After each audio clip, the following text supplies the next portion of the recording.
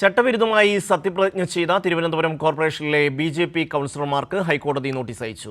ദൈവനാമത്തിൽ എന്നതിന് പകരം പല ദൈവങ്ങളുടെയും പേരിൽ സത്യപ്രതിജ്ഞ ചെയ്തത് ചോദ്യം ചെയ്ത് സമർപ്പിച്ച ഹർജിയിലാണ് നോട്ടീസ്.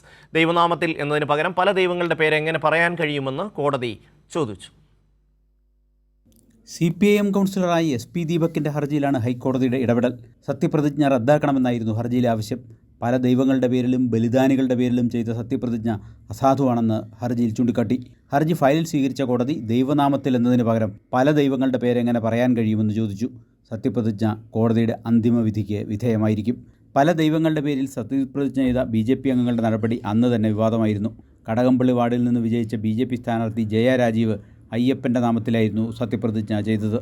മാത്രമല്ല ശരണം വിളിച്ചായിരുന്നു ഇവർ സത്യപ്രതിജ്ഞ അവസാനിപ്പിച്ചതും. കരമന വാർഡിൽ നിന്ന് വിജയിച്ച BJP സ്ഥാനാർത്ഥി കരമന അജിത് സംസ്കൃതത്തിലായിരുന്നു സത്യപ്രതിജ്ഞ ചെയ്തത്. ഹൈക്കോടതി സത്യപ്രതിജ്ഞ റദ്ദാക്കിയാൽ തിരുവനന്തപുരം നഗരസഭയിലെ BJP അംഗങ്ങൾ നിയമക്കുരുക്കിലാകും. കൈരളി ന്യൂസ്, കൊച്ചി.